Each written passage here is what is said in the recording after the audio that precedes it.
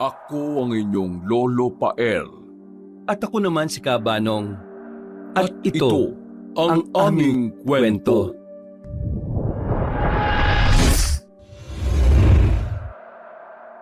Bawang! Bawang po kayo dyan! Bili na po kayo ng bawang! Bawang po! Bawang kayo dyan, madlang people! May bagong ani po kami mga bawang! Mga wangba! Sneer! Ayun o! Sa bandaron! Sa bahay ng albularyong si Aling Shubidu. Ate, di ba hindi naman bumibili ng wangba yan sa atin si Aling Shubidu? Sungit-sungitan kaya lagi ang atake ni Thunders kahit kanino. Hayaan mo na. Mali mo naman bumili na ngayon. Sige, ikaw ang bahala. Basta, ikaw makipag-usap dyan Kapag ikaw talaga winarla ng albularya na yan, award ka talaga, te. Oo, ako nang bahala. Teka, tara, punta na natin. Bahala ka talaga dyan, Tao po. Tao po. Ano? Ano kailangan nyo sa akin, ha? Relax lang po, Aling Shubidu. Masyado naman po yata kayong high blood, eh. Ano ba kasing kailangan nyo? Bawang po. Baka gusto niyo pong bumili ng bawang. Bawang? Ano naman sa tingin nyo ang gagawin ko dyan sa bawang na yan, ha? Parang kailangan nyo po kasi pampababa po ng blood pressure nyo. Ang ibig sabihin po ng kapatid ko baka kailangan nyo po sa pagluluto po o kaya naman po para sa mga ginagawa nyo pong panggagamot. Hindi ko kailangan ng bawang! Umalis na kayo dito! Istorbo kayo! Sige po, pasensya na po Aling Shubidu. Aalis na po kami. Ang taray naman ng lola mo, te. Hayaan mo na. Ayos lang yan. Sinubukan lang naman natin, di ba? Ano kaya kinakain ni Aling Shubidu? Bakit parang lagi siyang gutom at iritable? Pakontrabida lagi ang atake ni Mudra Hills Kaimbyer na, te. Parang masya pa yung minamaligno sa init ng ulo niya. Hayaan mo na nga sabi. Tara na nga. Maglako na lang tayo sa iba para maubos na kagad itong mga paninda natin. Nang makauwi na tayo ng maaga bago maggabi. Lunes hanggang Biyernes. Ang magkapatid na sina Mika at Isnir ay buong araw na nasa eskwelahan para mag-aral.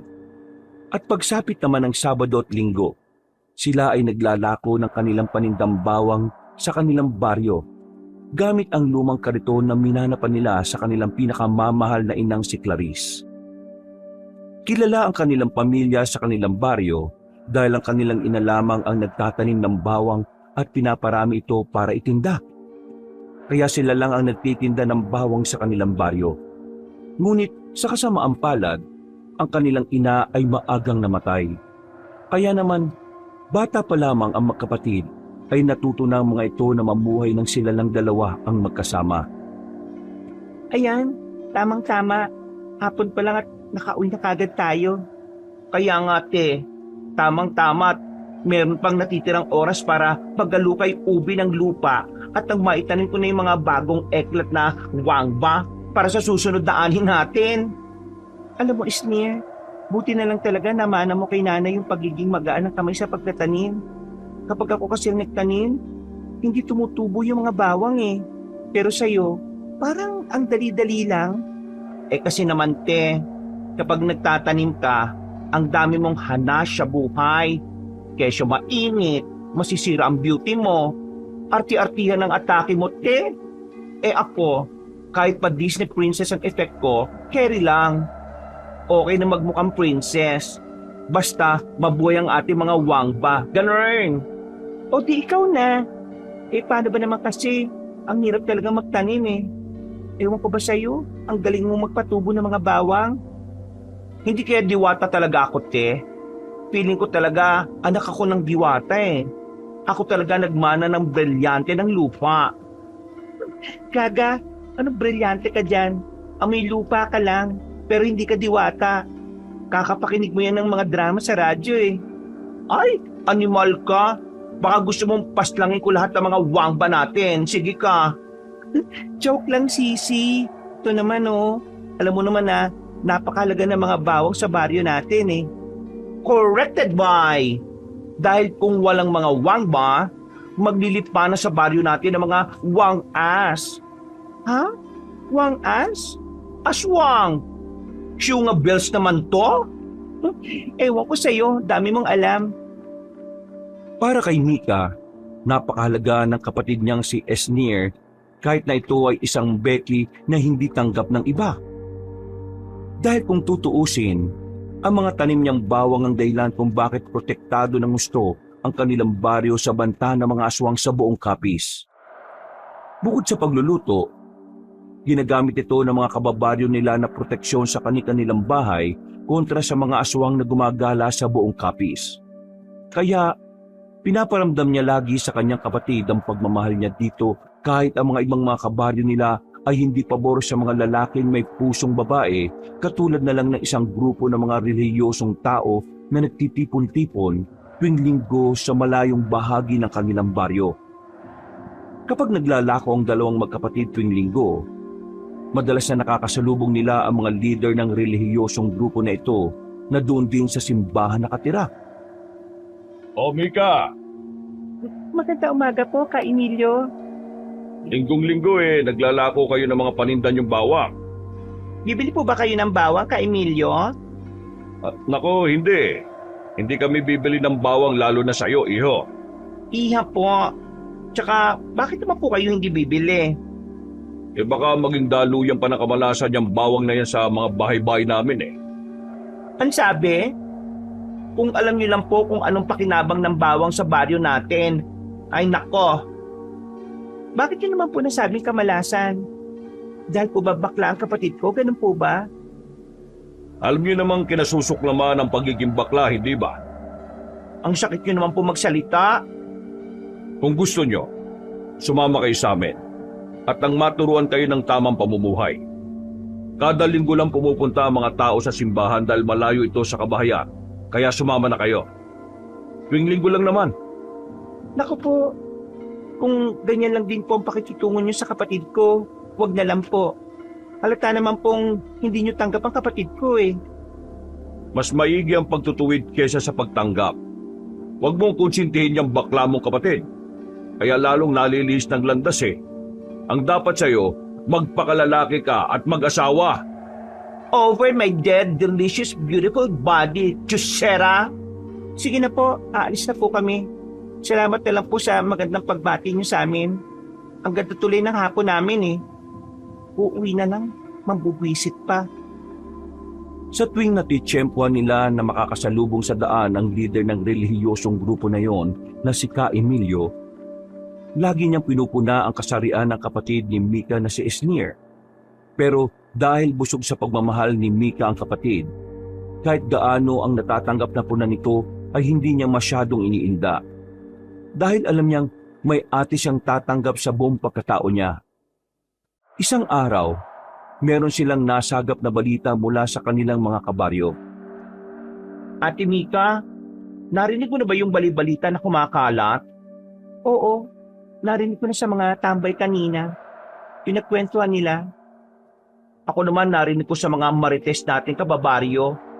Ay nako kalerki, may gumagambalang aswang sa kabilang baryo malapit sa atin. Ang narinig ko, meron daw na biktimang buntis sa kabilang baryo. Bubulang din ang bahay nila kaya sawali lang ang bubong at madaling pasukan ng dila ng aswang. Saktong pag-uwi daw ng asawang lalaki, nadatan niya sa taas ng bubong nila yung aswang at binato daw ng itak na daladala niya. Natamaan sa braso at nasugatan yung aswang, pero nakatakas daw. Pagkapasok daw sa loob ng asawang lalaki, nadatnan na lang niya yung asawang buntis na butas ang tiyan at wala ng buhay. Yung asawang lalaki naman daw kasi lasinggero at pabaya, kaya hindi man lang nagawang bantayan ng asawa niya at alagaan hanggang sa mga anak. Tik-tik ang hinayupak. Pero alam mo mas hinayupak yung asawa. Kaimbyer na talaga. Kaya nga kawawa naman yung buntis. So anong plano? Kasi for sure, mag-I shall return pa yung tik-tik na yan Tamang-tama, linggo pa bukas. Pagkatapos nating maglako ng mga paninda, gawin na natin ang kailangan nating gawin. Huhulihin natin yung aswang na yan. Kaya matulog na muna tayo. Ay, Go, go, go tayo dyan, te. Ihanda ko na yung mga kailangan nating dalhin bago matulog. Puksaan na to! Ligid sa kaalaman ng mga taga-baryo, bukod sa pagtitinda ng bawang, isang lihim na tungkulin ang minana ng magkapatid mula sa kanilang magulang, ang pagiging mga tagatugis ng aswang. Hindi nila pwedeng ipagkalat ang kanilang ginagawa para maproteksyonan din ang kanilang sarili laban sa mga paghiganti ng ibang mga aswang kapag nalaman na sila ang tumutugis sa mga kauri nila. Sumapit ang gabi at tinadanan nila ang lahat ng kanilang kakailanganin bago sila umalis para hulihin ang aswang na sinasabing gumagambala sa karatig baryo. Sneer, handa na ba yung mga kailangan natin? Ready na, Ate Mika. Nasa bayong na lahat. Asin, bigas, punyal na kahoy na gawa sa dinasalang kahoy ng kakawate, bote ng langis na gawa sa dinasalang katas ng kakaibang halaman na hindi nakikita sa kabundukan ng kapis, at syempre, hindi mawawala ang pinaka-specialty natin, ang wangba. Ayos. At teka, may nalimutan ka yata. Itong itim na damit pang taklob natin, at saka itim na maskara, syempre, hindi ko malilimutan to, no? Eh di, pag di natin sinuot to, deadball tayo sa mga eyeball na mga kabaryo natin. Eh, ang dami pa namang chismosang palaka dito. Siguradong mas mabilis pang bunganga nilang magmarites ng balita kaysa sa paan natin para tumakbo at nang hindi nila tayo makita. Magiging kwento na lang talaga tayo, te. O siya, sige na, isuot na natin. Tamang-tama't gabi na. Hindi na nila tayo makikita. Isinuot na ng magkapatid ang itim na damit at itim na maskara para hindi sila makilala kung sakaling merong makakita sa kanila. Nagdala pa si Mika ng lampara upang magsilbing ilaw nila sa daan. Dinala naman ni Isnir ang bayong na naglalaman ng kanilang mga kagamitan. Pagkatapos nito, sila ay lumabas na sa kanilang bahay at ito'y isinarado. Pagkatapos, sila ay palihim na pumunta sa kabilang baryo na kung saan sinasabing doon gumagala at nangangambala ang tiktik. Hanggang sa hating gabi na noon at kabilugan ng buwan.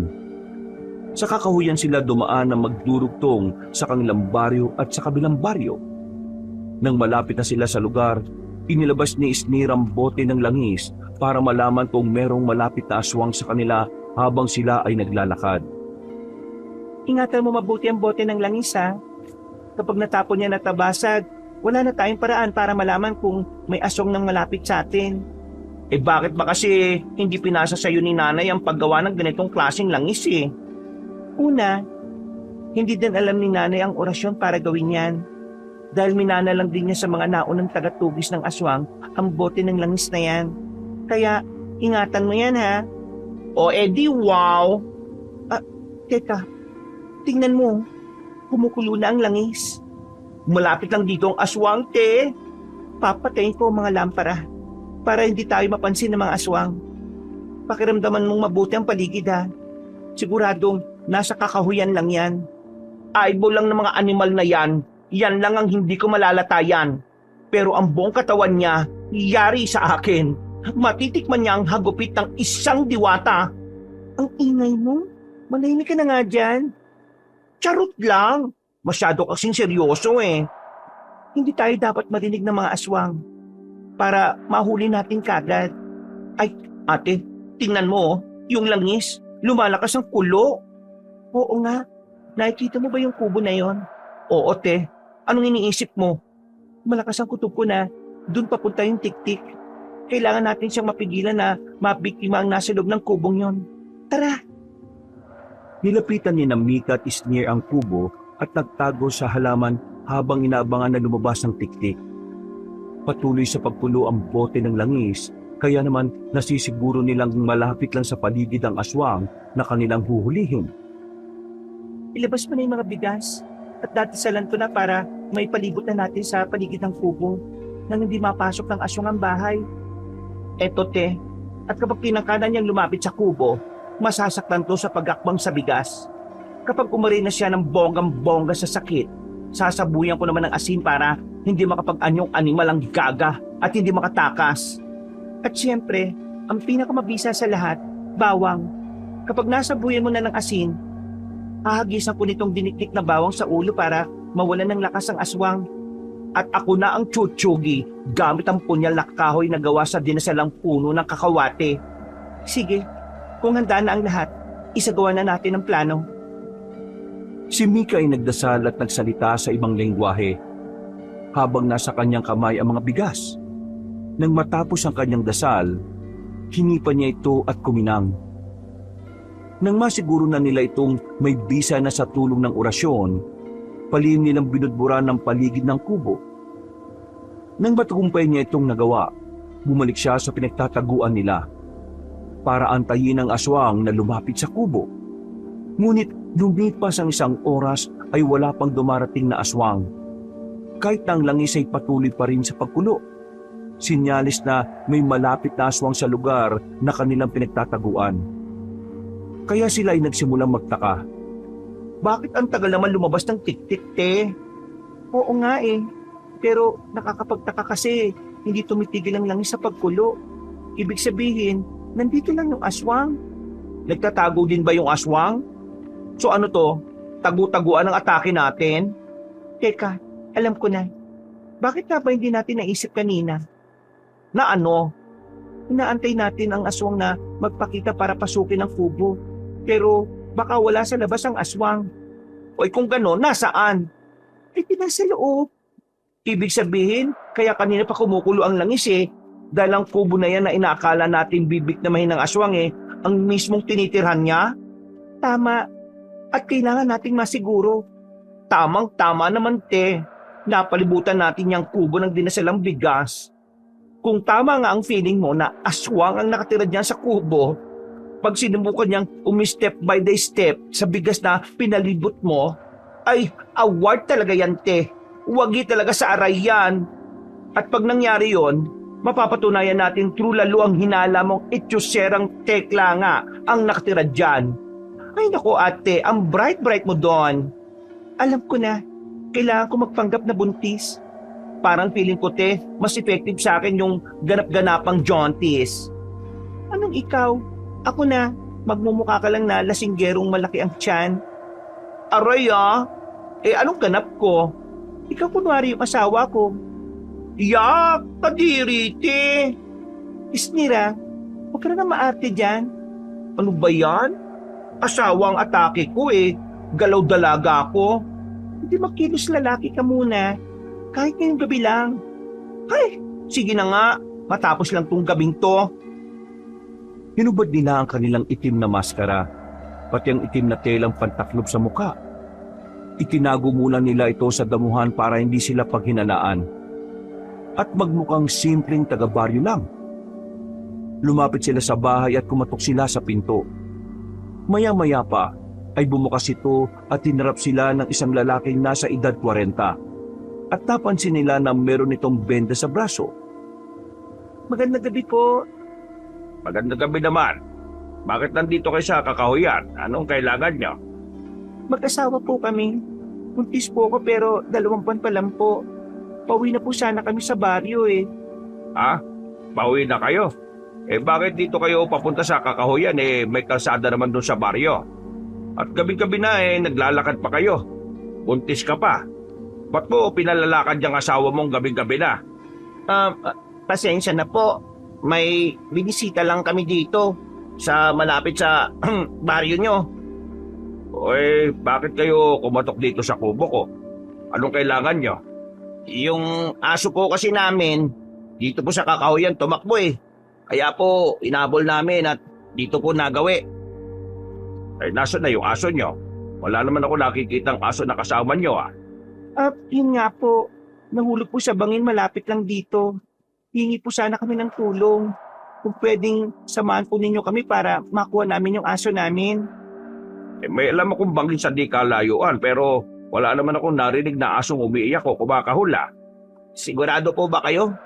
Ibig sabihin po matalas ang pandinig ninyo. Aba, kakaiba naman yata yun. Anong kakaiba doon? Kahit sinong tao kapag may umiiyak o nagngingit-ngit na aso, maririnig dito sa kakahuyan. Dahil alingaw-ngaw ang tunog lalo pat gabing-gabi na at wala ka ng ibang maririnig na ingay. Kundi mga kulisap at hangin na lang. Naku, baka po nawala na ng malay. Parang awa niyo na po, samahan niyo na po kami bago pa mahuli ang lahat. Baka naman patay na yung aso nyo. Kung patay na bakit nyo pa kukunin? Aso po namin yun eh. Siyempre, kung patay na po, kahit mailibing man lang po namin. Sige na po, samahan niyo na po kami. Ang kulit nyo rin ano? Nagpanggap ang magkapatid para may kayat ang lalaki na lumabas ng kubo at makatapak sa bigas at mapatunayan nilang ito nga ay isang aswang. Ngunit ramdam nila ang lalaki ay nakakalata na rin. Tumingin-tingin ito sa paligid, umamoy-amoy at tiningnan ng palibot ng lupa. Ganito na lang. Bibigyan ko kayo ng lubid para kung gusto nyo talagang makuha yung aso nyo sa bangin, kayo na lang ang kumuha. Pero pasensya na at hindi na ako lalabas ng bahay ha. Kung ganun po, baka pwede pong makahingi na lang ng tubig at nauuhaw po kami. Oo, sige po. Tubig na lang po at aalis na kami pagkatapos. Sigurado kayo? Opo, tubig na lang po. Sige, pasok na muna kayo sa kubo ko. Maraming salamat po. Ayan, umupo muna kayo dito. Nang pumasok na ang magkapatid sa kubo, pumunta naman sa kusina ang lalaki para kumuha ng tubig. Tiningnan nila ang bote ng langis na nakatago sa kanilang dalang bayong. Patuloy pa rin ito sa pagbula.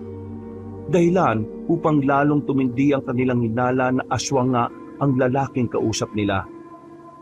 Maya-maya pa ay bumalik na ito na may daladalang tubig at ibinigay ito sa kanila. Napakabait niyo naman po. Ano po pala pangalan niyo? Mang Michael ang pangalan ko. Ako naman po si Mika. Ito naman pong asawa ko si Snir. Mag-asawa pala kayo. Butit hindi kayo natakot na maglakad sa kakahuyan ng gabi. Oo nga po eh. Pero ayos lang naman po kasi meron nga po kami kasamang aso. Aso nga, ayun nga po, nahulog sa bangin. Kaya nakakatakot na rin po talagang dumiretso pa uwi. Kaya nga po, lalo pat may nabalitaan po nung nakarang araw lang na meron daw pong umataking asong sa bating malapit dito sa kakahuyan. Di ba meron namang sabi-sabi na may lumilibot daw dito na dalawang misteryosong manunugis ng aswang? Yung mga nakasuot ng itim na damit at maskara. Opo. Kwento-kwento nga po yun dito sa baryo ng matagal na panahon na. Pero wala naman po nakakakita sa kanila. Kasi mailap din daw po sila sa tao. Tsaka wala pa po talaga nakakita sa acting tumutugis sa mga yan ng aswang. Kaya ang sabi ng iba, kwento-kwento lang din daw po sila. Pero totoo sila. Sigurado ako. Paano niyo naman po nasabi? Siguro po kung may makakapagpatuloy na totoo sila, baka yung mga aswang din po, di ba? Kasi sila yung pinapatay nung dalawang misteryosong tagatugis ng aswang eh. Siguro nga. Kaya nga nung nakita ko kayong dalawa iniisip ko kagad na baka kayo yon. Bakit naman po? Kinabahan po ba kayo? Bakit naman ako kakabahan? Kayo talaga Oo nga po. Bakit nga po kayo kakabahan Hindi naman po kayo aswang, hindi po ba? Ay malamang hindi. Bakit naman ako kakabahan nananahimik lang ako dito sa lugar na ito. Siya nga po pala. Bakit po kayo may benda sa braso? Paano po yan? Eto? Ay wala ito. Nahiwa lang ako ng kutsilyo. Naku po. Mag-ingat po kayo lagi. Ang panganib po kasi, nandyan lang po yan sa paligid. Oo nga Ay, siya nga pala. Inumin nyo na yung tubig. Kukuha lang ako ng konting makakain nyo sa kusina, ha? At pagkatapos nyo kumain, pwede na kayong umalis para makatulog na rin ako. Sige po. Tsaka makikingi na rin po kami ng asin. Asin? Bakit asin? Mahilig po kasi ang asawa ko sa maalat Naglilihi po. Pakidamihan na lang din po Oy, siya, sige. Mag-antay lang kayo dyan, ha? Nang iniwan ng lalaki ang magkapatid para pumunta sa kusina, hinanda naman nila ang mga gagamitin kung sakaling ito nga ay aswang. Inantay nila itong bumalik. Kung may dala itong asin, malamang ay simpleng tao lang ito. Ngunit kung hindi naman at magdadahilan ng kung ano-ano, Doon na nila ito sasabuyan ng asin na kanilang itinago sa bayong. Para makumpirma na ito nga ay isang aswang. Ngunit wala pang ilang minuto nang ito ay umalis, may narinig silang ingay banda sa likuran ng kubo, kung saan malapit ang kusina. Animoy halimaw na sumisigaw sa sakit ang gumagawa ng ungol. Pinuntahan nila kung saan ito nagmumula at nakita nila si Mang Michael na naglulupasay malapit sa bigas na ipinalibot nila sa kubo. Oh, Mang Michael, paano po kayo? Sinasabi ko na nga ba eh, kayong dalawang misteryosong manunugis na mga aswang eh. Nililang niyo akong mag-asawa. Excuse me, tulalo na kami ang dalawang manunugis ng aswang. Pero hindi kami mag-asawa. Parehas kaming maganda, gaga. Maawa kayo, huwag niyo akong patayin. Ang ngapdi, sobrang ngapdi. Kaya today, bongga ba ang sakit ng asin day? Masakit, sobrang sakit. Pero huwag niyo akong papatayin. Mapayapa lang ako nabubuhay dito sa kakahuyan. Sinasabi ko na nga ba aswang ka? Oo na, aswang na ako. Pero hindi ako nang bibiktima ng tao. Maniwala kayo. Itsuserang palaka. Ano yung sugat na nakatago sa benda mo? Display? Ang aswang na umatake sa buntis na nakatira sa baryo na malapit lang dito sa kakahuyan ay tinaga ng asawa nito sa braso. So for sure, ikaw ang kumerengking na tekla na yon. Vaklang twa? Patawarin niyo ako. Hindi ko na uulitin. Hindi ko na talaga uulitin. Tuso talaga kayo at mapanin lang. Yung paawa-awa mo pagbabalat kayo lang yan Pero ang totoo, punong-puno kayo ng kasamaan. Mga leche kayo, may araw din kayo. Mapapatay niyo ako, pero darating din ang araw na mapapabagsak kayo. Darating ang araw na muling makakagala ang mga aswang sa gabi nang walang takot dahil mawawala ng tuluyan ang dalawang misteryosong manunugis ng aswang. Itagad niyo yan sa bato! Bato mo mukha mo. Sneer, ang bato, ang asin. Superhero ang atake, te. Anyway, hoy, tikla. Di ba sabi namin, magdala ka ng asin? Wala ka bang asin? O eto, meron pala kaming dala. Saluhin mo, warka! May araw din kayo! Chugi bells ka, gagita! Sinaboy ni Sneer ang dala nilang asin kay Mang Michael at lalo itong nagsisigaw sa sakit. Biglang sumingaw sa katawan nito ang usok dahil ang balat nito ay unti-unting nalalapnos. Pagkatapos ay kinuha naman ni Mika ang dala nilang dinikdik na bawang at ibinato ito sa ulo ni Mang Michael. Kaya lalo itong nagsisigaw sa sakit.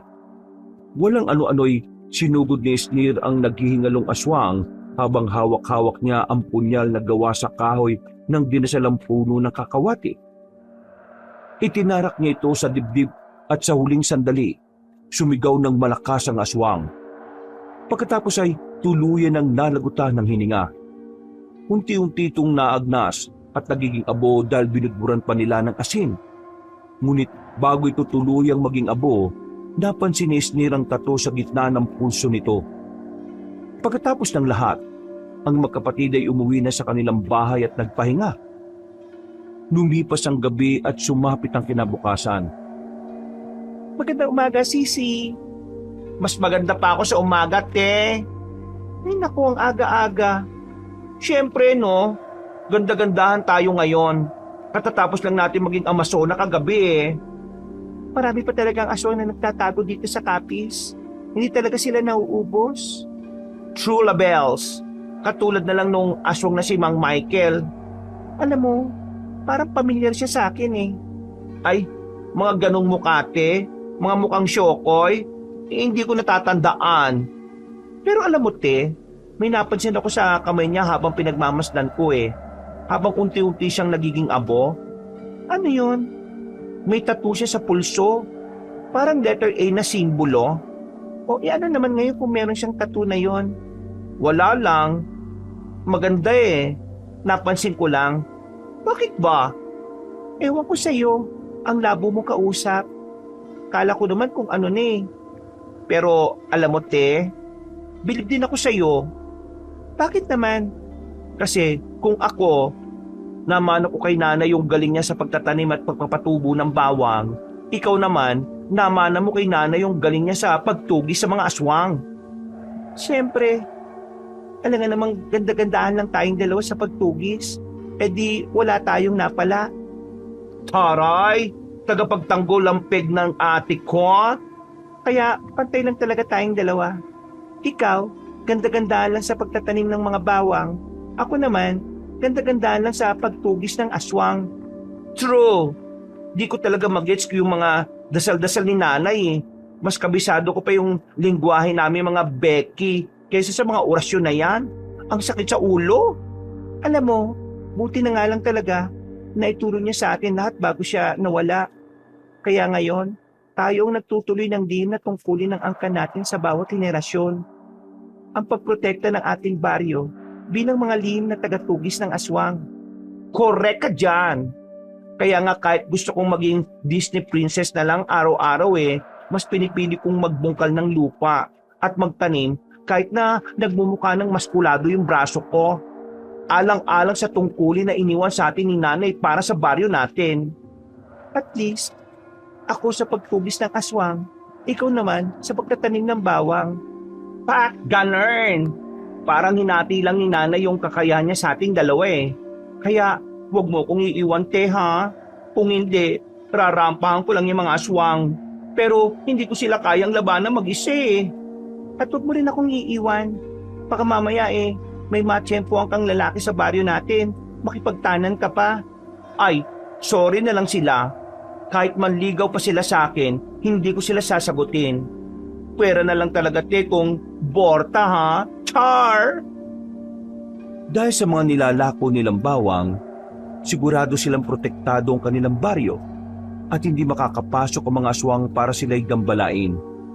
At para naman sa mga karating baryo, palihim silang pumupunta roon upang ang mga aswang ay tugisin. Makalipas ang ilang araw, meron na naman silang nabalitaan na may gumagambalang aswang sa kabilang baryo. Sneer, kumusta yung mga pananim? May mga bawang ba tayo sa susunod na anyan? Ay syempre naman Ate Mika, ako pa. Inaalagaan ko mga pananim natin with matching kanta-kanta pa. Parang ako nagko-concert sa mga pananim natin Naku, kung may bunga nga lang yung mga pananim natin, baka nagreklamo na sa ingay mo. Dinig na dinig ko nga dito sa loob ng bahay Itchosera ka. Kung nagrereklamo sila, di sana nalanta na mga wangba na yan. Joke lang, ito naman Ay, siya nga pala, Teng. Kanina habang nagdidilig ako, may nasagap na naman akong chismak sa mga naglalakad na bagets. Tapos na ulit ang ganda-gandahan natin, te.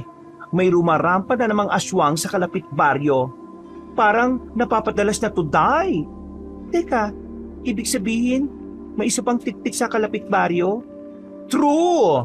Pero nakita pa lang naman, hindi naman nakapambiktima.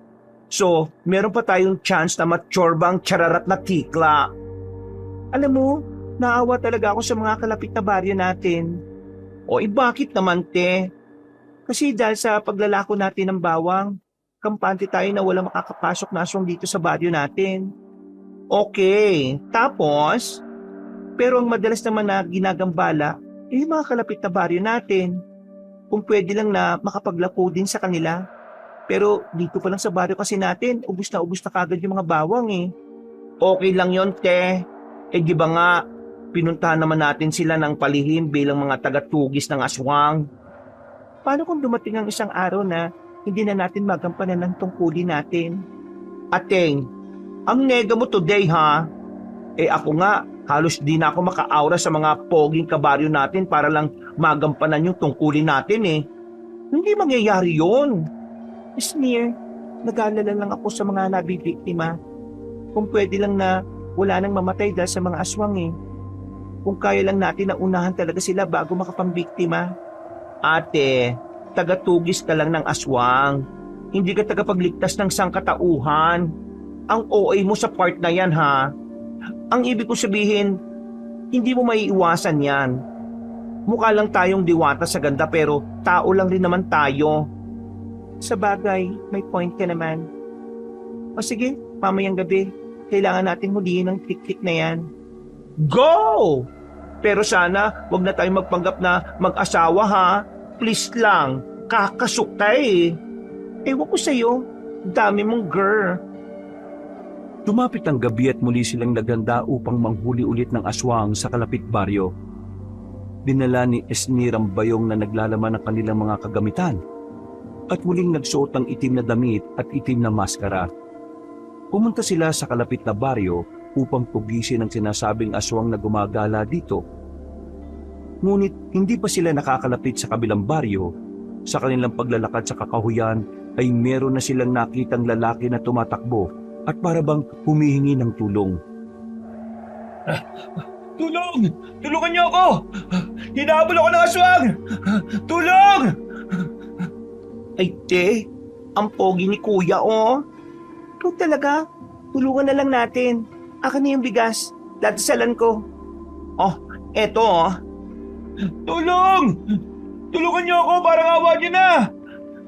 Ate, may ibibilis ka pa ba? Baka maunahan ka pa ng aswang na makain si Kuya Pogi bago mo ma-harvest eh. Teka, ito na nga. Pagkatapos dasalan ni Mika ang bigas, ibinudbud niya ito sa lupa at gumawa ng linya na pabilog. Nang matapos, tinawag niya ang lalaki.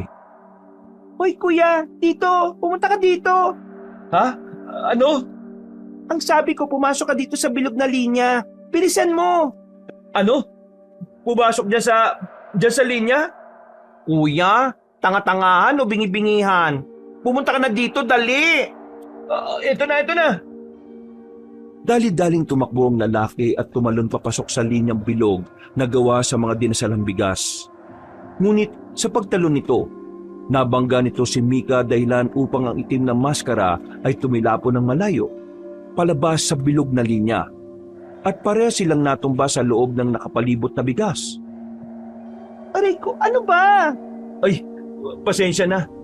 Ate, yung maskara mo natanggal. Lagot na, Esnir. Kunin mo dali. Teka ate, eto na. Takpan mo lang muna yung mukha mo ng kamay mo.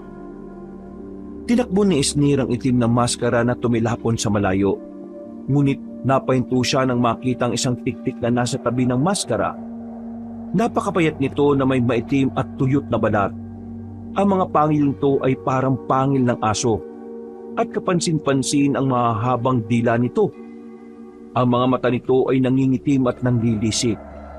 Aatas na sana siya, pero pagkalingon niya sa kanyang likuran ay may nakaabang na rin isa pang tiktik. Napako siya sa kanyang kinatatayuan at para bang nalimutan niyang siya ay kanang kamay ng kanyang kapatid bilang manunugis ng aswang. Huwag kayong lalapit! Huwag kayong lalapit! Diyan lang kayo! Huwag niyo ako lalapitan! Ano ba nangyayari? Hindi kita makita kasi nagtakip ako ng damit eh.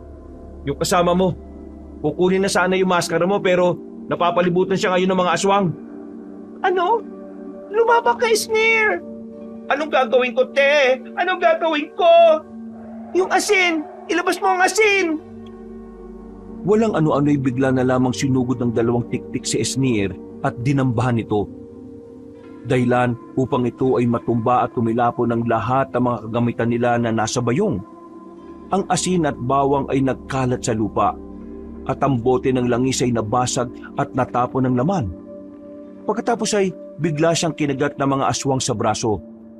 Sa takot ni Mika na baka mapatay ang kanyang kapatid, lumabas siya sa bilog na linya na gawa sa dinasalang bigas at tinulungan si Esnir. Kinapa niya ang lupa at kinuha niya ang mga nalaglag na asin at sinaboy sa mga tiktik. Kahit hindi niya masyadong nakikita ang paligid dahil sa nakatakip sa kanyang mukha, pinilit pa rin niyang lumaban. Nang mapaso ng asin ang mga aswang, tinigilan ng mga ito na kagatin si Esnir at nahila ni Mika ang kapatid papunta sa loob ng kanilang bilog na gawa sa bigas. Ayos ka lang ba? Oo, ate. Ayos lang ako. Kagat lang naman ito eh. Malayo sa bituka. Nasaan ang aswang? Pinalibutan na tayo. Iniikutan nila ang bilog na linya. Inaantay yata tayo na makalabas dito eh. Hindi sila makakapasok sa loob ng linyang ito. Salamat naman. Kasalanan mo to eh. kung bakit mo ko binanggat tatanggal tuloy yung itim na maskara ko. Pasensya na talaga. Hindi ko sinasadya na mabangga ka sa sobrang takot ko eh. Tinulungan ka na nga namin, pinahamak mo pa kami. Ate, yung mga gamit natin sa bayong natapon. Pati yung bote ng langis na gawa sa hindi pangkaraniwang halaman na di nakikita dito sa kapis, natapon. Si nanay lang ang may alam kung saan makakakita ng ganong uri ng langis eh. Hayaan mo na yon. Kahit wala na tayo magagamit na bote ng langis pang tugis ng aswang, magagawan pa rin natin yun ng paraan. Pasensya na te ah. Natakot ako talaga kanina kasi nasanay ako nasa likod kita palagi eh. Huwag mo nang isipin yon. Ang mahalaga buhay ka. Ang isipin na lang natin eh kung paano kita malulunasan agad sa mga sugat mo. Teka, bakit kasi kailangan mo pang takpan ng mukha mo? Hindi mo tuloy matulungan yung kasama mo. Manahimik ka nga dyan. Huwag mo nang tanungin. Paano tayo makakalis dito? Pinapalibutan pa rin tayo ng mga aswang. Kailangan nating antayin ang pagsikat ng araw. Hindi nahayaan ng mga tiktik na madatnan sila ng sikat ng araw sa anyon nilang aswang. Dahil mamamatay sila sa sinag nito.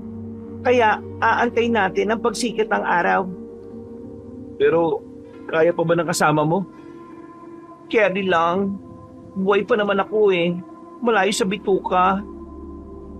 Patuloy na pumapaikot-ikot ang dalawang tiktik sa linyang bilog. Dahil sa kampante silang hindi makakapasok ang mga tiktik sa loob at dahil na rin sa antok na nararamdaman, nakatulog sila. Sumikat ang araw nang sila'y gisingin ng lalaking kanilang niligtas. Gising na. Wala na mga aswang. Kanina pa sila umalis bago sumikat ang araw. Ha? Wala na sila? Oo, wala na. Teka, hindi ka natulog? Hindi naman ako mapakali. Ngayon lang kasi ako nakaranas na makapasok sa gantong klaseng linya ng bilog na gawa sa mga bigas. Natatakot ako baka pasukin tayo eh. Ano ka ba? Kaya ko nga ginawa yan eh. Dahil hindi makakapasok ang anumang aswang na nasa loob ng bilog hanggat hindi ko tinatanggal ang dasal. Sana sinabi mo sa akin bago ka natulog para nakampante ako. Eto, kinuha ko na rin yung maskara mo tsaka yung bayong ninyo. Hala, oo nga pala. Akin na nga yan. Hindi mo na kailangan yan. Nakalimutan mong takpan ng mukha mo ngayon eh oh. Kita ko na mukha mo. Ako lagot na. Hindi pwede to. Nakita ba ng mga aswang ang mukha ko? Hindi. Sinigurado ko na hindi nila makikita ang mukha mo hanggang sa umalis sila. Kaya huwag ka mag-alala. Hindi ko sasabihin kahit na kanino. Ate, bakit ang liwanag? Susundin na ba ako ni nanay? Papunta na ba ako sa langit? Gaga, buhay ka pa. Hindi mo ko pwedeng iwan, no? Dali na natin sa bahay nyo. Hindi na, umuwi ka na. At kalimutan mong nakita mo kami. Paano ko makakalimutan yung mukha mo eh? Ang ganda-ganda. Nako, umilit pa si kuya. Tsaka, huwag ka na mag-inarte dyan. Tinulungan nyo ako kaya tutulungan ko rin kayo. Aalalayan ko siya. Ako na. Kaya ko na kapatid ko. Hindi mo kaya. Ako nang bala sa kapatid mo. Ay te, pumayag ka na. Ako nga hindi ako nag-iinarte eh. Sige na po kuya, panalayan mo ko. Pwedeng buhatin mo na rin ako. Go! Inalalayan ng lalaki si Esnir at patago silang umuwi ng kanilang bahay. Pagka-uwi nila, agad nilapatan ng lunas ni Mika ang sugat ng kanyang kapatid. Habang ang lalaki naman ay nakaupo sa isang tabi at inaantay kung ano pa ang may tutulong niya sa magkapatid. Sabihin mo na lang kung anong kailangan ha. Wala na, makakaalis ka na. Ate, huwag ka namang harsh kay kuya. Hindi niya sinasadya yung nangyari oh. Ang bait-bait nga eh. Aba, porque may tsurit ng isang ito, kinakampihan mo na. Ate, isipin mo, kung ako nga kasama mo sa pagtugis ng aswang eh, napako pa ako sa kinatatayuan ko, nablangko ako. Ito pa kaya si kuya na simpleng tao lang? Oo nga, patawarin mo na ako kasi hindi ko naman sinasadya eh. Isa pati, nakita ka na niya. Hindi mo na mabubura sa isipan niya yon. Pwera na lang kung mabubura mo mukha mo, mamili ka Oo na, sige na. Wala na rin naman ako magagawa eh. Huwag kayong mag-alala. Wala akong pagsasabihan tungkol sa lihim na ginagawa nyo. Tsaka kuya, para mag-gets mo kung bakit kami nakamaskara, ikukuda ko sa iyo ah. Sis, ako na. Baka hindi ka pa niya maintindihan sa mga sasabihin mo. For the go! Ganito kasi yon. Pinoprotektahan namin ang baryo namin at ang mga kalapit baryo sa mga aswang. Pero hindi namin pwedeng ipaalam kung sino kami dahil siguradong babalikan kami ng mga yon kapag nalaman nila ang totoong pagkatao namin. Isa pa, gusto namin mamuhay ng payapa. Ayaw rin naming maabuso ng mga tao sa pagtulong. Naintindihan ko. Huwag ka mag-alala. Ngayon, kung ikakalat mo ang tungkol sa amin, baka hindi na namin matulungan ng mga tao dito. Makakaasa kayo. Hindi ko sasabihin kahit kanino. Oh ate, getching naman pala ni Kuya Pogi eh. Huwag mo nang warlahin. Okay na yan. Siya nga po pala. Ensir ang pangalan ko. Bunsong kapatid po ng ate kong maganda. Ako naman si Mika. Ako naman si Brent, taga kabilang baryo. Uulitin ko, huwag kayong mag-alala. Simula ngayon, kaibigan niyo na ako at ligtas na ligtas ang lihim niyo sa akin. Sa pagkabigo ng magkapatid na huli ng aswang sa kalapit baryo, nakilala nila si Brent. Isang lalaking nakatira sa kalapit baryo na ngayon ay siyang tanging nakakaalam ng kanilang lihim na tungkulin. Ngunit dahil ipinangako nito na hindi sisiwalat ang sikreto ng magkapatid, unti-unti nila itong naging kaibigan. 3 araw ang lumipas at hindi pa lubusang gumagaling si Snit sa natamo niyang sugat na talaga namang nagbigay na matinding pinsala sa kanyang mga braso. Kaya naman minabuti na lang nitong magpahinga sa bahay at kahit papaano ay madiligan ng kanyang mga tanim na bawang. Habang si Mika naman ay mag-isang naglako ng kanilang paninda. Habang naglalako, nakasalubong niya si Brent. Oh, Mika, buti nakita kita sa daan. Oh Brent, bakit nandito ka sa baryo namin? Pupunta talaga ako sa inyo. Buti nakita kita dito sa daan. Bakit? Anong meron? Kasi may problema ako eh. 3 araw na 'di ba ang lumipas nung hinabol ako ng tiktik?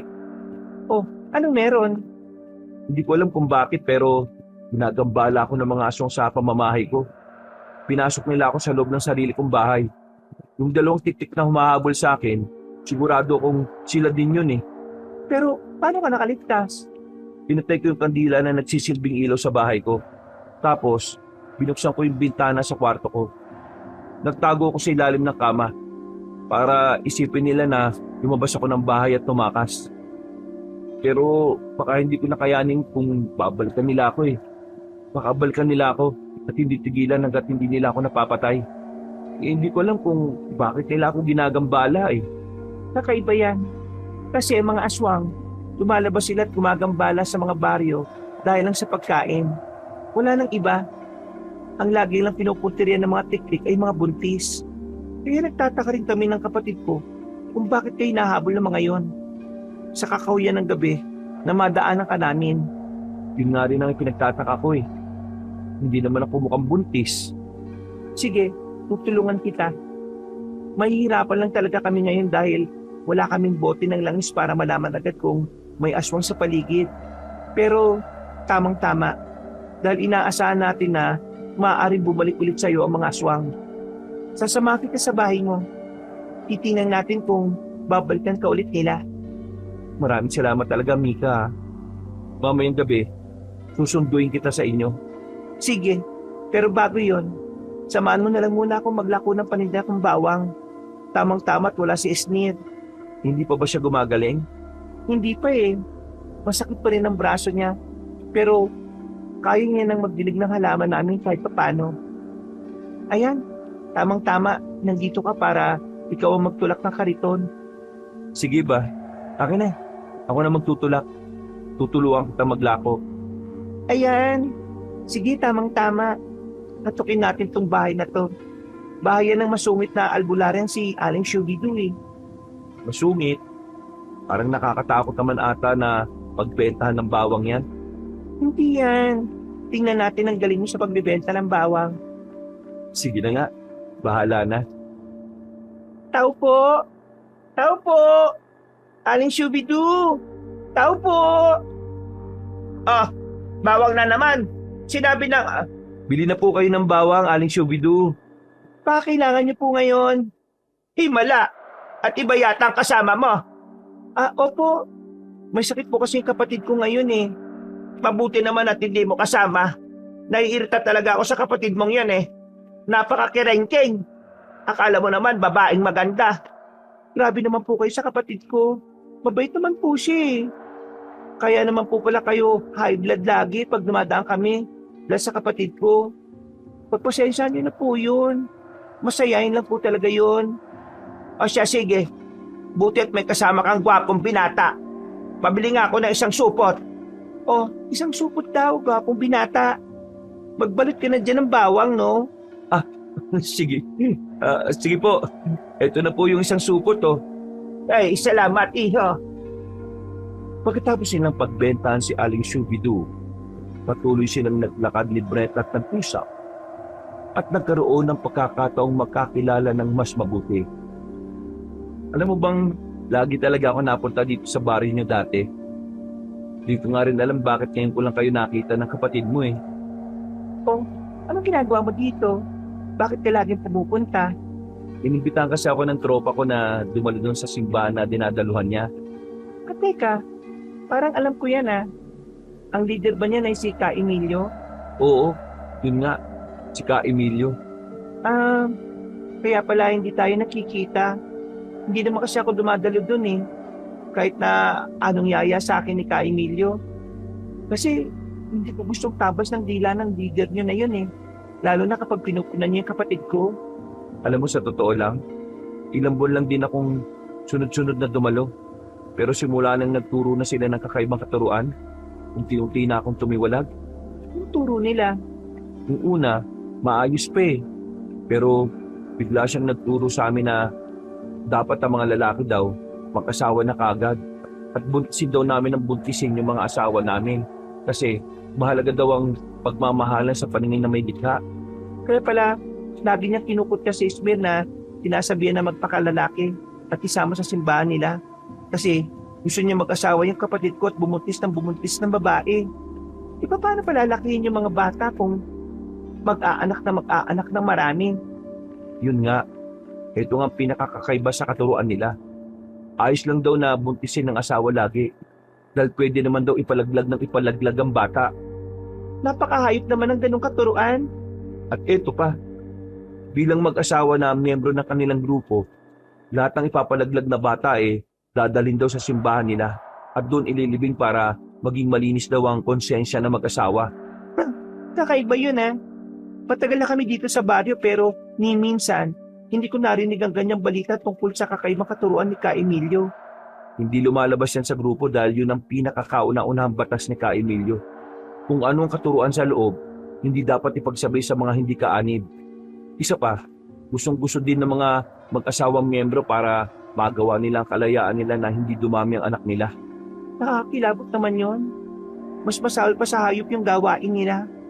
Buti tumiwalag ka. Ayoko naman na mag-asawa tapos ipapalaglag lang namin yung magiging anak namin. Gusto ko maging mabuting ama pag dumating yung panahon na yon. O siya, sige. Tsaka mo na pangarapin yan. Ang isipin mo muna kung paano ka makakaligtas sa mga tik-tik na gumagambala sa'yo. Kaya nga nag-iisip pa ako na makapag-asawa baka hindi na ako umabot ng buhay sa mga susunod na araw. Huwag ka mag-alala, akong bahala. Tutulungan kita. Sige na, uuwi na muna ako. O sige, susundin na lang kita mamaya. Nagiwalay na nga ng daan si Mika at si Brent at umuwi na sa kanilang bahay. Pagka-uwi ni Mika, nadatnan niya ang kanyang kapatid na nakahiga sa kama. Esnir, kumusta ka na? Kumusta na pakiramdam mo? Okay na bang braso mo? Terribles naman, te. Pagaling na rin ang sugat ko. Nadiligan ko na rin yung mga taning mong mga wangba. Siguro naman pagdating ng anihan at kailangan ko nang magbungkal ulit ng kalupaan natin. Magaling ng tuluyan yung magaganda kong braso. Ikaw talaga, patawa ka pa rin. Ay, siya nga pala. Nakita kami ni Brent. Ginagambala pa rin daw siya ng mga tiktik na humahabol sa kanya nung gabing nakita natin siya. True ba? Eh di ba mga jaunties lang naman yung trip ng mga aswang? Yun na nga ang pinagtataka ko eh. Sigurado may ibang kailangan ng tiktik kay Brent. Hindi kaya mga etyoserang Becky mo din yung mga tikla na yon? Inaaurahan lang si Papa Brent? In fairness kasi, te, pak na pak ang dating ng bago nating kaibigan eh. Ay naku, tumigil ka nga dyan. Pero sigurado ko may dahilan. Kaya pupunta nga ako sa kanila para malaman ko din kung bakit. Sus, kunwari ka pa, te. E bet mo rin naman si Brent eh. Hoy, hindi ah. Sorry ka na lang, ateng. Ako ang naunang buhatin. Feel na feel ko nga yung binuhat niya ako eh. Ay naku, puro kakalokohan, Esnir. Biro lang, te. Pero ito, seryoso. Habang wala ka, merong lalaking umaaligid dito sa bahay natin. Borta, te. Feeling ko, may gusto siya sa akin. Umaaligid? Oo, te. Nakarating lang sa akin. Nakatayo banda sa mga puno. Gandang-ganda nga ang atake ko, te. Feeling ko kasi bet ako eh. Baka manligaw sa akin. Ay naku, ikaw talaga, Snero. Tandaan mo, meron tayong lihim na tungkulin. Tama nang si Brent ang nakakaalam ng lihim natin. Hindi na tayo magpapapasok pa ng ibang tao dito sa bahay. Ay, ang KJ mo naman, te. Anong gusto mo, ikaw lang? Mahirap sa judging na katulad ko ang magkaroon ng lalaking magkagusto sa akin. Susunggaban ko na to, die. Snir, very biro. Mag-ingat ka. Hindi natin alam ang panganib na dala ng mga lalaking yan sa buhay natin. Si Brent, wala lang tayong magagawa dahil nalaman niya ang lihim natin eh. Isa pa, kailangan niya ng tulong ko. Yun lang. Pero ikaw, ikalma mo ang kipay mo. Tama nga si Aling Shubidu eh. Kirengking ka talaga. Ilang oras bago lumubog ang araw, sinundo na ni Brent si Mika sa kanilang bahay para isagawa ang paghuli sa aswang. Nang maihanda na ni Mika ang lahat, iniwan na nga niya ang kanyang kapatid at umalis sa kanilang bahay kasama si Brent para pumunta sa kabilang baryo kung saan nakatira ang lalaki para doon magpalipas ng gabi. Ang bahay nito ay may kalayuan sa ibang mga bahay at napapaligiran ng mga malalaking puno. Nandito na tayo. Tamang-tama at malayo sa mga tao ang bahay mo. Malalabanan kong aswang na hindi nakikita ng mga tao. Ano bang plano mo? Simple lang. Dahil sa inaasahan na natin na maaaring dumating ang tiktik sa bahay mo, hindi ko na kailangan ng bote ng langis. Kailangan ko na magtago at magantay. Pagkatapos, Gagawa na ako ng linyang bilog na gawa sa dinasalang bigas. Kapag tinakakanilang sugurin, pumasok ka kagad sa loob. Tsaka ako lalabas at ako nang bahala sa lahat. sige, malapit ang lumubog ang araw. Maya-maya sisindyan ko na yung kandila para meron tayong ilaw. Pasensya na, yan lang talaga ang ilaw ko tuwing gabi. Isinuot na ni Mika ang kanyang itim na damit at itim na maskara. Pagkatapos, isinagawa na nga nila ang kanilang plano. Inihanda na ni Mika ang mga dinasalang bigas at inilagay sa sahig. Sinindihan naman ni Brent ang kandila gamit ang posporo upang magsilbing ilaw at inilagay ito sa lamesa na nasa kanyang likuran. Inilagay naman niya sa tabi ang kahon ng posporo at iba pang mga kandilang hindi nakasindi. Nang nahanda na nila ang lahat, nagtago si Mika sa madilim na kwarto ni Brent. Habang si Brent naman ay nasa labas ng kwarto. Dahil sa wala nang magagamit na bote ng langis si Mika, pinapakiramdaman na lamang nila ang paligid. Maya-maya pa, ay naramdaman nilang parang lumulundo ang bubong ng bahay at parang may naglalakad sa ibabaw nito. Lingid sa kanilang kaalaman, ang dila ng tiktik ay unti-unti nang bumababa sa ibabaw ng kandila at kinuha ito pa itaas. Dahilan upang magdilim at mawala ng ilaw ang bahay. Nawala ang ilaw, yung kandila. Teka lang, wala akong makita. Brent, nasaan ka? Ano nangyari? Teka, ang dilim. Wala akong makita May kumuha ng kandila. Bumukas ang pinto ng bahay, Brent. Magsindi ka ng kandila. Dalian mo! Teka, Hindi ko nga makapa ang paligid eh. Lalabas na ako dito sa kwarto. Anting mo ko dyan. Huwag kang aalis sa pwesto mo. Nararamdaman ko na sila. Nandito na sila sa loob ng bahay. Hindi lang isang naririnig kong yabag eh. Huwag ka mag-alala. Tutulungan kita. Anong gagawin natin? Pumasok ka sa loob ng pinalibot kong bigas. Dali! Hindi ko nga makita ang paligid. Wala akong makita. Hindi ko maninat kung nasan banda. Kung ganon, tumabi ka na lang sa akin. Huwag kang lalayo. Hawakan mo ang kamay ko. Teka, eto na ako. Eto na. Hawak ko ng braso mo. Teka, hindi pa kita nahawakan eh. Nang mapagtanto ni Mika na hindi braso ni Brent ang hawak niya at braso na pala ito ng tiktik, bigla itong kinalmot si Mika sa kamay. Agad namang kinuha ng dalagang punyal na gawa sa kahoy ng kakawate na itinali niya sa kanyang binti at ginamit yon para putulin ang kamay ng aswang. Sumigaw ito na malakas. Dahil dito, nagkaroon ng pagkakataon si Mika na magsaboy ng asin sa iba't ibang direksyon kahit na hindi niya makita ang paligid. Maya-maya pa ay may humawak na sa kanyang braso. Brent, ikaw na ba yan? Oo, ako na to. Dito ka lang sa tabi ko. Huwag kang aalis. Nasaan na sila? Wala na. Naramdaman ko nagsitakbuhan. Napuruan ko yung isa eh. Naputol ko ang kamay. Sigurado ako. Teka, kakapain ko na yung pinaglagyan ko ng posporo at iba pang kandila. Nang masigurado nila na umalis na ang mga aswang, agad nilang hinanap ang kandila at posporo at nagsindi upang muling magkaroon ng tanglaw sa paligid. Tumambad sa kanila ang naputol na kamay ng tiktik na umatake kay Mika. Habang ito ay unti-unting nagiging abo, napansin ni Mika ang tattoo nito sa pulso. Ngunit hindi niya masyado makita kung anong hugis ng tattoo dahil namamatay-matay ang ilaw ng kandila. At agad din naging abo ang putol na braso. Naalala niya ang sinabi ng kanyang kapatid na si Esnir tungkol sa tattoo na nakita nito sa napatay nilang aswang na si Mang Michael. Inantay nilang sumikat ang araw pagkatapos ay nagpasya ng umuwi si Mika. Pero sumama si Brent. Esnir! Esnir! Anong nangyari sa'yo? Ang taas ng lagnat ng kapatid mo. Ang init niya masyado. Yung mga mata niya, tumitirik. Teka, anong gagawin ko? Hindi mo ba naririnig? Parang meron siyang binubulong eh. Sasama na ako sa'yo. Sayong-sayo na ako. Ha? Anong sinasabi mo? Pakinggan mo mabuti. Sasama na ako sa'yo. Sayong-sayo na ako. Teka, anong sasama? Kanino ka sasama? Hoy, Esnir, ano ba nangyayari sa'yo? Mika, wala ka bang napansin sa kanya noong mga nakaraang araw? Di ba, pagaling na naman ang kapatid mo noong mga nakaraan? Naalala ko, bago tayo pumunta sa bahay mo, meron siyang naikwento sa akin na may umaaligid daw sa bahay namin na isang lalaki. Akala niya may gusto sa kanya at balak siyang ligawan. Pidingera kasi talaga tong kapatid ko eh. Hindi kaya namaligno ang kapatid mo? Kung namaligno nga siya, kailangan natin namang gagamot. Si Aling Shubidu, yung sinasabi mong albularyo na masungit?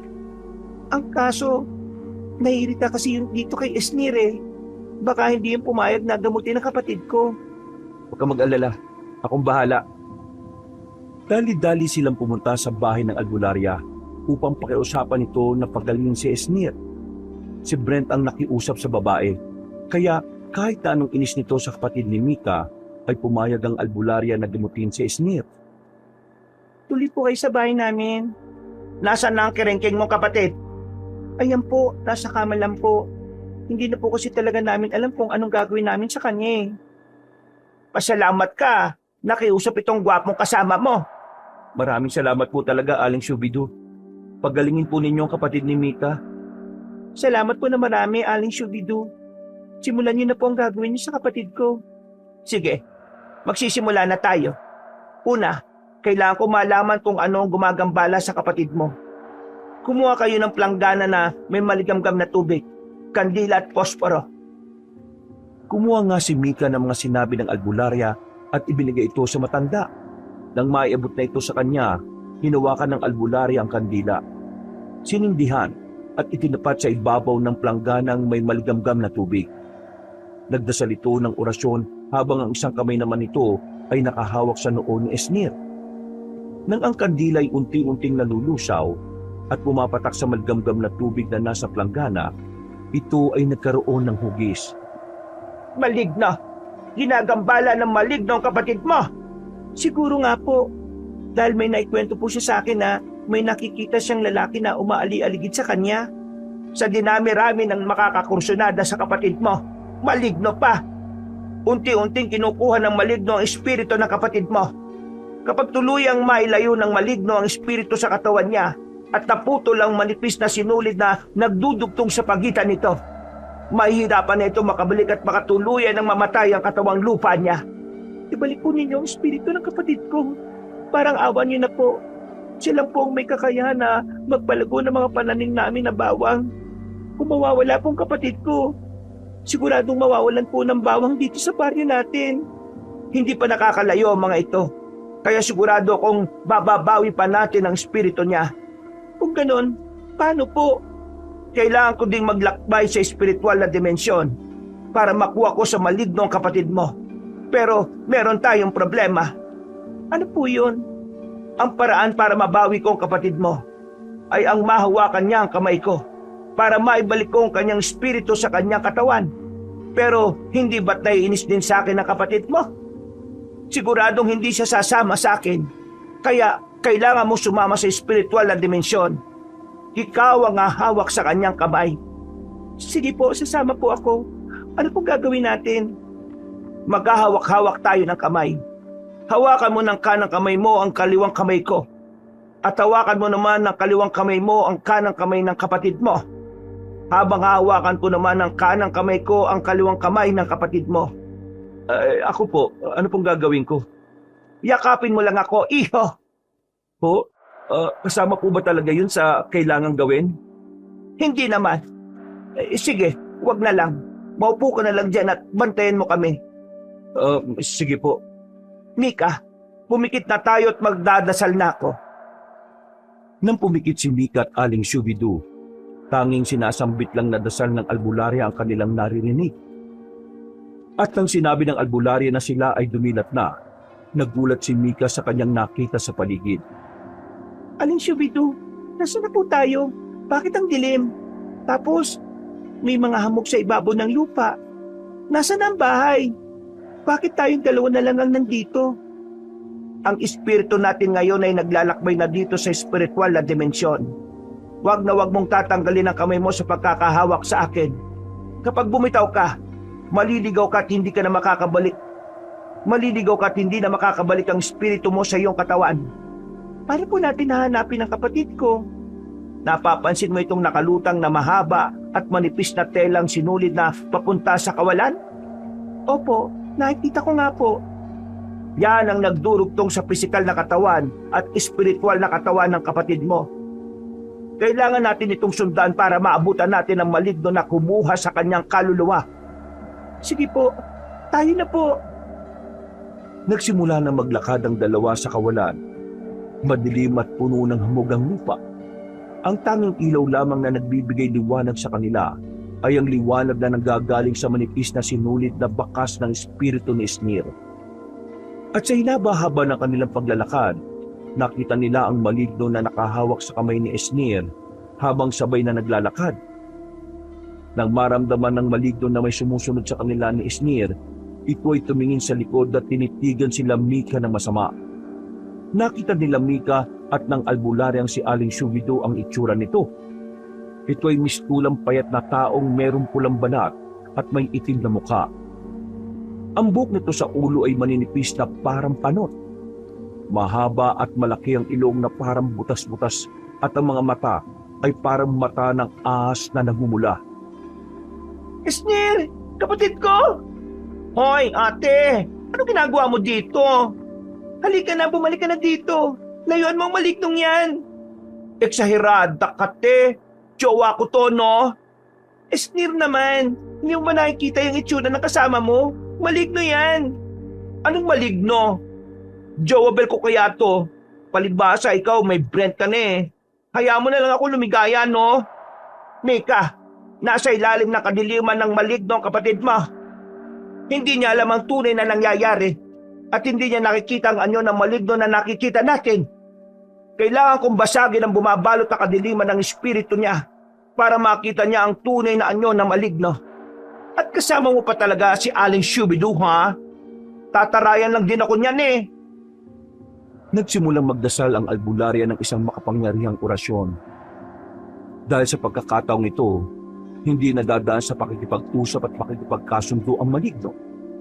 Kailangan itong sindakin ni Aling Shubidoo para hindi na muling gambalain pa si Esnir. Habang palakas ng palakas ang dasal ng albularya, unti-unti naman bumabalik sa tamang pag-iisip si Esnir at natatanggal ang kadilimang ibinabalot sa kanyang isipan na maligno. Nasaan ako?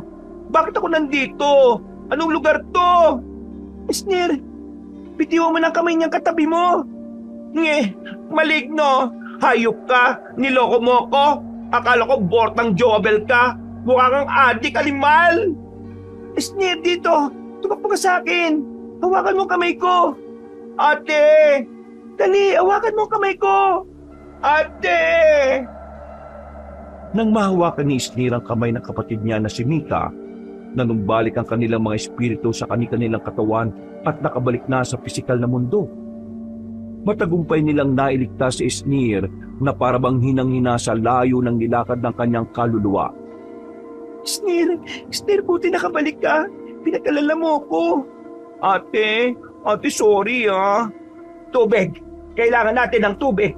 At malayong nilakbay natin. Sige po, ikukuha ko kayo ng maiinom ninyong tubig. Salamat, Bren. Ate, hindi ko talaga alam na maligno yung maliligaw ko. Bakit ka kasi sumasama kung kani-kanino eh? Yan tuloy, maligno yung nasamahan mo. Akala ko kasi ate, ipapasyal niya lang ako. Hindi ko naman alam na itatanan na ako. Alam mo ba, hindi ko inisip na mawawala ka pa. OA naman sa drama, te. Di naman kita iiwan eh. Ito nga oh, nakabalik na ang maganda mong kapatid. Yan kasi, kekere-kerengkeng ka. Kala mo naman kagandahan. Ayun na naman pumatandang hukluban. Winarla na naman ang fest ko. Magpasalamat ka na lang kay Aling Shubidoo at siyang tumulong sa atin para mabawi ka sa maligno.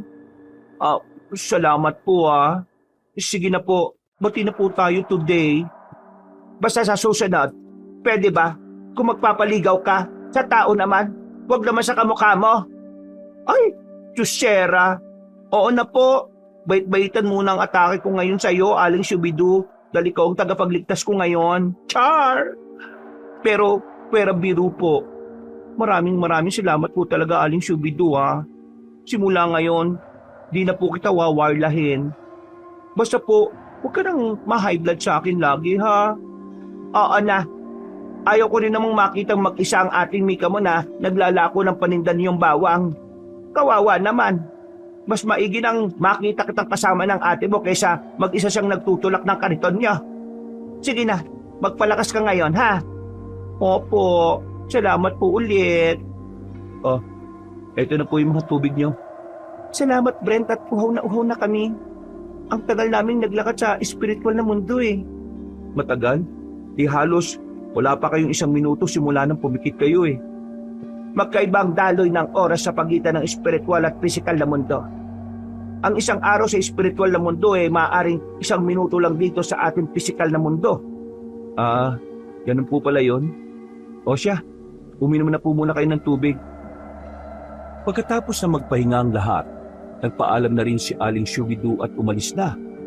Habang ang tatlo naman ay nag-usap-usap patungkol sa mga tiktik na hindi nila mahuli-huli. Esnir, may maayos na ang kalagayan mo. Kailangan na natin huliin ng mga tiktik na hindi natin mahuli-huling gumagambala sa mga kalapit baryo. Hindi ba te, pumunta ka na sa bahay ni Brent para huliin ng mga tiktik? So, nakawala sila? Oo eh. Iba rin talaga pagkasama kita. Kaya buti na lang talaga na ibalik ka ni Aling Shubidoo. Anong nangyari nung pumunta ka doon sa bahay ni Brent? Yun nga. Kaya maigi rin na maayos na ang kalagayan mo dahil meron akong itatanong sa'yo. Ano yon? Nung nandun kami sa bahay ni Brent at lumusob ang mga tiktik, nakipaglaban ako sa kanila. Nakataka sila, pero naputol ko ang kamay ng isang tiktik. Habang unti-unti itong nagiging abo, napansin ko ang tattoo sa gitna ng pulso nito. Pero hindi ko masyadong makita ang simbolo eh. Naalala ko yung nabanggit mong tattoo na nakita mo sa pulso ni Mang Michael. Ay, oo ate. Naalala ko nga yun. Konektado kaya sila sa isa't isa? Ibig sabihin, pwedeng may grupo ang mga tik-tik na yon? Yun nga kailangan nating alamin. Pero natatandaan mo ba ang hugis ng simbolo? Oo, parang siyang letter A. Yun ang natatandaan kong simbolo eh. Letter A? Saan naman tayo magsisimula maghanap ng ganong simbolo? Nang marinig ni Brent ang simbolo na sinasabi ng nag-uusap na magkapatid, siya ay natulala at napaisip dahil alam niya kung saan ito matatagpuan. Kaya ng kanyang mapag-isip-isip ang lahat, isinuwalat niya ang kanyang nalalaman. Alam ko kung saan matatagpuan ang simbolo. Ha? Alam mo? Oo, sigurado ko. Sigurado. Kung ganon, saan mo nakita yung simbolo? Sa altar ng simbahan nila Ka Emilio. Sigurado ko ba sa sinasabi mo? Oo, may letter A ang simbolo ng altar nila eh. Teka, hindi maaari yan. Ang ibig kong sabihin ang mga tik-tik na hindi namin mahuli-huli ang gumagambala sa mga kalapit baryo. Namumugad dito sa aming sariling baryo. Hindi ako pwede magkamali eh.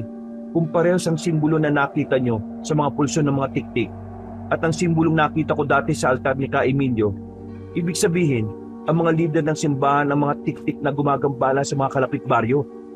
Pero paano mangyayari yun? Protektado namin ang baryo. Walang gumagambala sa amin dito eh.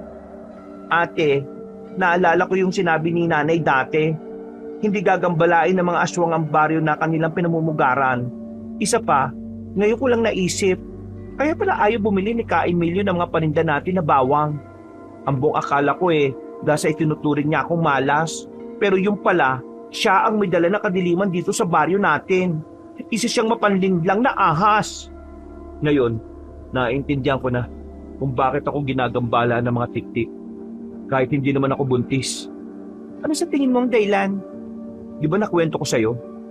Simula nang tumiwalag ako sa simbahan ni Ka Emilio bilang kaanib ng simbahan nila dahil sa mga baluktot nilang katuruan, doon nagsimula nagguluhin ako ng mga aswang eh. Dahil hindi ko tinanggap yung sinasabi nila sa akin na kautusan daw ng Diyos ang mag-asawa at buntisin ko ng buntisin para sa aming kaligayahan at ipalaglag ang mabubuong bata. Pagkatapos dadalhin sa simbahan para linisin ang aming konsensya. Maaring pinapatay nila ang sino mang makakaalam ng ganong kautusan at titiwalag sa kanilang kakaibang relihiyon para mapanatili nilang sikreto ang karumal-dumal nilang paniniwala. Sigurado sa likod ng ganoong kautusan, sila ang kumakain ng mga batang ipinalalaglag. Kaya pala pamilyar sa akin yung napatay nating asong na si Mang Michael eh. Parang nakita ko na siyang kasama ni Ka Emilio. Sabi ko na nga ba Kinasusuklaman ako ng lalaking yon. Pero mas nakakasuklam pala ang gawain nila. Kaya pala kahit kailan hindi ko kayang tanggapin ang imbitasyon niya na sumama sa kanila. At yun din ang dahilan kung bakit hindi natin alam na sila palang aswang. Dahil kahit kailan ay hindi natin naisipang pumasok sa kanilang simbahan. O so anong plano nyo? Yun nga, wala tayong sapat na katibayan. Paano natin mapapatunayan? Wala na rin ang bote ng langis para maging basihan natin na may mga aswang nga sa paligid. Ay teka ate, alam ko na, may naisip na akong paraan. Paano? Brent, hindi ba nabanggit mo na dati ka nagsisimba kina Ka Emilio? Oo, bakit? Panahon na para magbalik loob ka at imbitahan mo kaming dalawa. Parang naiisip ko na yung naiisip mo, Sisi. O sige, gawin na natin yung naiisip mong plano. Si Brent ay nakitulog muna sa bahay ng magkapatid upang hindi na muling gambalain sa kanyang bahay na nasa kabilang baryo. Pinalipas nila ang ilang araw at inintay ang araw ng linggo. Nang sumapit ang pinakahihintay nilang araw kung saan nagtitipon-tipon ng mga kaanib ng simbahan ni Ka Emilio. 4:00 ng hapon ang pagtitipon at ang tatlo ay nagbihis at dumalo sa simbahan ni Ka Emilio. Ka Emilio, magandang hapon po. O Brent, himala at bumalik ka. Hindi ba tinalikuran mo ang kautosan? Ano ngayon nagbago ka ng desisyon? At kasama mo pa ang dalawang magkapatid na mahirap ding imbitahan. Meron na po kasi akong kasintahan. Ito po si Mika. Teka, Mika, totoo ba ito? Aba, kamakailan lang todo tanggi kayo sa pag-imbita namin sa inyo Gusto ko rin po kasing samahan ng kasintahan ko po dito sa simbahan na dinadaluhan niya. Pumayag na rin po ang kapatid ko na si Esnir na sumama. Magandang hapon po, Ka Emilio. Oh, himala, lalaki ka na. Anong pumasok sa kokote mo? Handa ka na ba mag-asawa? Opo, Ka Emilio. Lalaki-lalaki na po. Handa na pong manghuli ng aswang. Manghuli ng mapapangasawa. O siya, sige. Maupo na kayo at maya-maya magsisimula na tayo. Nang makaupo ng tatlo, itinuro ni Brent sa magkapatid ang simbolo na nasa altar. At nakumpirma nga nilang ito ang simbolo na nakita nilang nakatato sa gitna ng pulso ng mga tiktik na kanilang nakalaban. Napansin din nila ang isang leader na laging nakatago ang isang kamay sa likod. Marahil ito ang tiktik na pinutulan ng kamay ni Mika sa bahay ni Brent. Habang nagsasalita sa harapan si Ka Emilio at nagmimisa, pasimpleng lumabas si Mika upang pakunwaring pumunta sa palikuran at kanyang sinimula ng unang hakbang ng kanilang plano. Palihim niyang dinasala ng dala-dala niyang bigas at ipinalibot ito sa simbahan. Ang simbahan ay may kaliitan kaya naman madali niya itong napalibutan. Pagkatapos ay muli siyang bumalik sa kanilang kinauupuan na parang walang nangyari. Nang matapos ng misa, isa-isa nang umalis ang mga tao at tumahakbang sa linyang bilog na gawa sa bigas. Pinagmasdan nila ang lahat ng mga taong humahakbang sa bigas. Hanggang sa ang mga ito ay tuluyan ng umalis at sila na lang ang natira kasama ang iba pang mga leader ng simbahan. Nang masiguro na nilang ang lahat ng humakbang sa labas ng pinalibot na bigas ay mga normal pang tao, kinausap na nila si Ka Emilio. Mika, Esnir, maraming salamat at nagdesisyon na kayong magbago at pumunta sa simbahan. Maraming salamat din po sa pagtanggap niyo sa amin. Aba, oo naman. Basta ba magpabuntis ka na kagad sa nobyo mong si Brent, ha? Makakaasa po kayo, Ka Emilio. Kahit ilan pa po ang gusto ng nobyo ko. At ikaw naman, Esnir, dahil nagpapakalalaki ka na, maghanap ka na ng bubuntisin mo. Opo naman, Ka Emilio. Matinik po ako. Kahit aso papatusin ko. Loko-loko ka talaga, oh. Isa nga po pala, meron po kaming hinandang mga pagkain sa bahay nila Mika. Kung gusto niyo po, sumama po kayo sa amin. Kahit ngayon lang po. O siya, sige. Pero hindi kami magpapagabi, ha? At meron mga miyembro natin na nagatid ng mga nilaglag nilang bata. Ibabaon pa namin ang mga yon sa bakuran ng simbahan.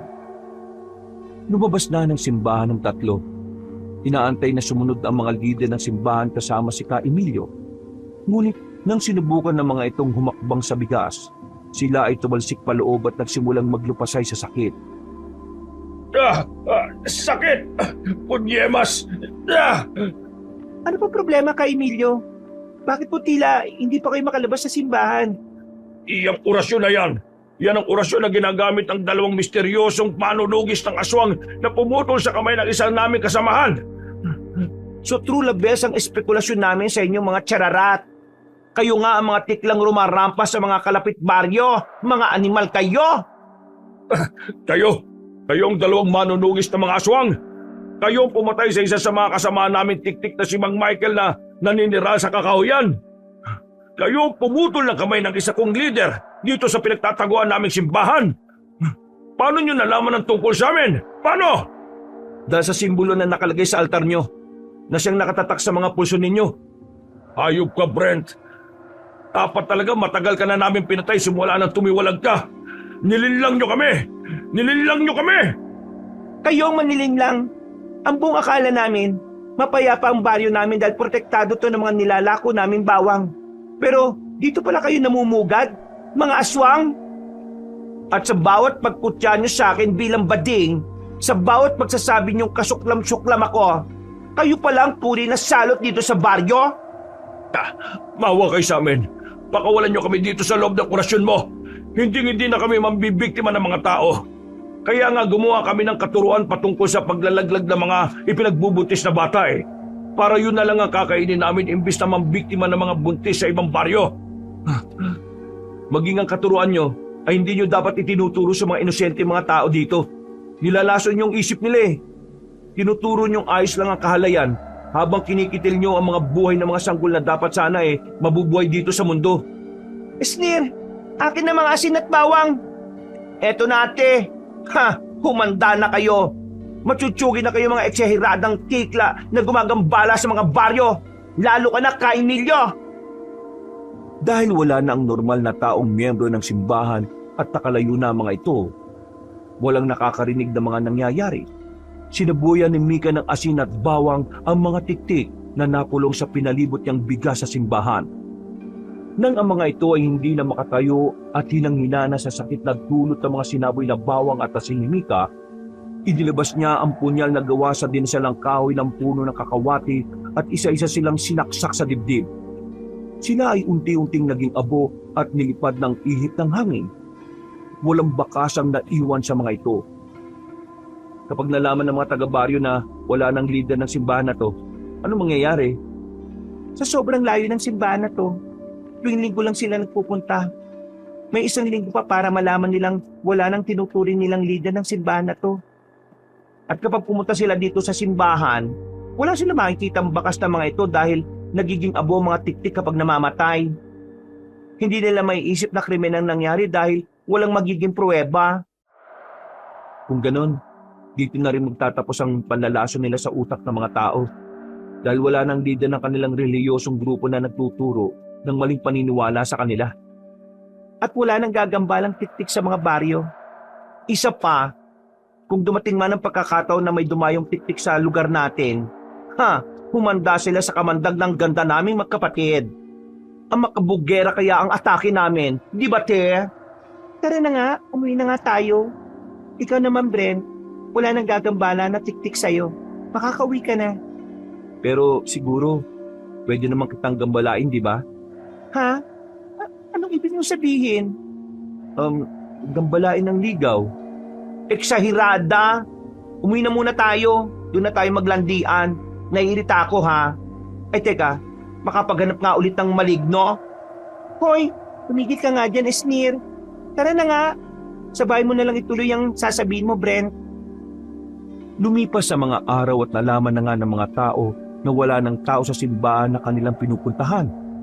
Ngunit dahil walang bakas na naiwan sa nangyaring pagtugis ng magkakapatid sa mga lider ng simbahan na iyon, inisip ng mga tao na maaaring umalis na sila sa baryo ng walang paalam. Unti-unting nalimutan ng mga tao ang baluktot na kautusan ng mga ito sa paglipas ng panahon at muling namuhay sa tamang prinsipyo. Wala na rin gumagambalang mga tiktik sa kani-kanilang baryo. Dahil sa takot sa hindi kilalang manunugis, lumipas ang panahon. Naging mag-asawa sina Brent at Mika. Nagkaroon sila ng anak na siyang magmamana ng pagiging manunugis ng aswang. Habang si Sneer naman ay naging mabuting tiyuhin sa bata at nanatiling isang kabugerang bading. Wakas,